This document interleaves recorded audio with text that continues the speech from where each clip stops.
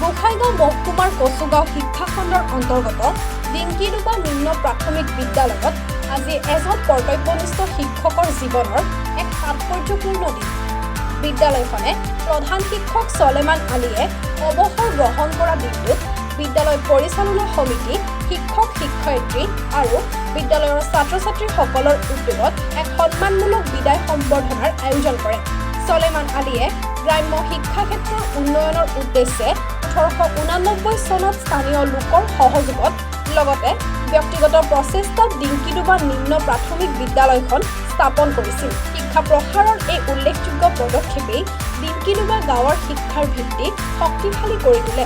পৰৱৰ্তী সময়ত চৰকাৰে স্কুলখনৰ প্ৰগতিশীল ভূমিকাক মাননি কৰি 2013 চনত বিদ্যালয়খন চৰকাৰীকৰণ কৰে।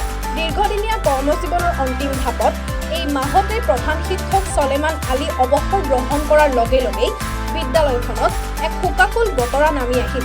ছাত্ৰ-ছাত্ৰী, শিক্ষক শিক্ষয়িত্ৰী আৰু অভিভাৱকসকলেই তেওঁৰ অৱদানৰ কথা স্মৰণ কৰি উক্ত দিনটো লক্ষণীয় কৰি তুলিবলৈ বিভিন্ন সাংস্কৃতিক কাৰ্যসূচী, ভাষণ আৰু স্মৃতিচাৰণৰ আয়োজন কৰে। সম্বৰ্ধনা সভাত ভাষণ দিয়া বক্তাসকলে চলেমান আলীৰ সততা, কৰ্মনিষ্ঠা, সমাজ সেৱা আৰু শিক্ষাৰ ক্ষেত্ৰত তেওঁৰ অৱদানৰ উজ্জ্বল দৃষ্টান্ত উল্লেখ কৰি ভৱিষ্যত জীৱন সুস্বাস্থ্য আৰু শান্তিপূৰ্ণ হোৱাৰ শুভকামনা জনায়।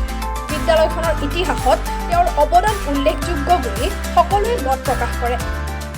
আমাৰ চলেমান আজি বহু বছৰ আগতে কষ্ট কৰি পেলাই স্কুলটো নিজেই প্ৰভিঞ্চিয়েল কৰিছে, বহুত কষ্ট কৰি। তাৰপিছত এতিয়া বৰ্তমান প্ৰভিঞ্চিয়েল হৈ তেওঁ কেইবছৰ হ'ল? 13 বছৰ হ'ল। 13 বছৰ হৈ তেওঁ আজিৰ তাৰিখত আজি কিবাৰ 29 শনিবাৰ দিনা তেওঁক আমি ৰিটায়াৰ হোৱাৰ কাৰণে আজি প্ৰগ্ৰামত হৈছোঁ।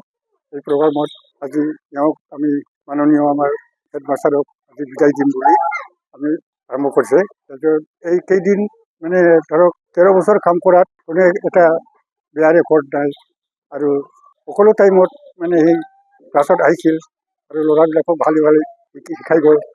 সেইকাৰণে আজি তেওঁক আমি সকলোৱে গাঁৱৰ মানুহবিলাকে গোট খাই এটা সভা পাতিছে।